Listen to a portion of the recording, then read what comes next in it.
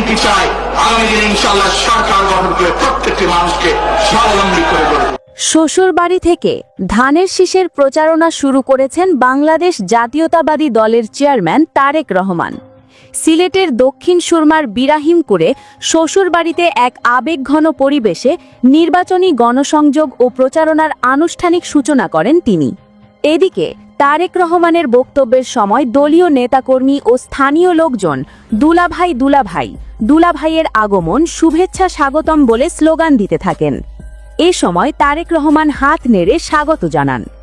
এক পর্যায়ে মাইক্রোফোন হাতে নিয়ে শুধু দুলাভাই নয়, বোনেরও খবর নেওয়ার কথা বলেন। এরপর বিএনপির প্রয়াত চেয়ারপারসন বেগম খালেদা জিয়া ও জুবাইদা রহমানের পরিবারের প্রয়াত সদস্যদের আত্মার মাগফিরাত কামনা করে দোয়া করা হয়। হাজারো মানুষের উপস্থিতিতে বক্তব্যকালে তিনি বলেন, ডাক্তার জুবাইদা যেমন আপনাদের সন্তান, আমিও আপনাদের সন্তান। আমার দাবি রয়ে গেল যাতে 12 তারিখে এই এলাকা থেকে ধানের শীষ বিজয়ী হয়। আপনাদের কাছ থেকে এই জবান নিয়ে গেলাম। এর আগে তিনি হজরত শাহজাহাল রহমতুল্লাহি ও হজরত শাহপরান রহমতুল্লাহির মাজার জিয়ারত করেন। মাজার জিয়ারত শেষে তিনি শ্বশুরবাড়িতে যান। এ সময় তারেক রহমানের সঙ্গে তার স্ত্রী জুবাইদা রহমান সহ দলীয় নেতাকর্মী উপস্থিত ছিলেন।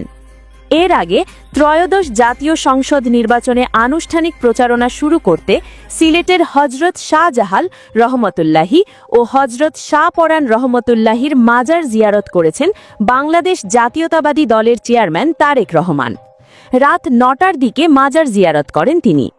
মাজার জিয়ারতের আগে তিনি নামাজ আদায় করেন। পরে তিনি মুক্তিযুদ্ধের সর্বাধিনায়ক বঙ্গবীর জেনারেল এম.এ.জি. ওসমানীর কবরও জিয়ারত করেন। এ সময় তার সঙ্গে স্ত্রী জুবাইদা রহমান ও বিএনপি নেতারা উপস্থিত ছিলেন। এদিকে মাজার জিয়ারতের উদ্দেশ্যে বিমানবন্দর থেকে বাসে করে যাত্রা শুরু করেন তারেক রহমান।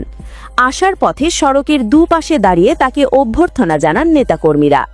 রাত 9:15টার দিকে হাজারো মানুষের ভিড় ঠেলে মাজারের ভেতরে প্রবেশ করেন তিনি।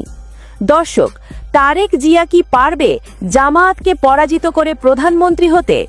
কমেন্টে হ্যাঁ অথবা না লিখে জানিয়ে দিন আপনার মূল্যবান মতামত।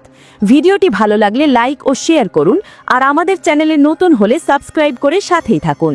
ধন্যবাদ।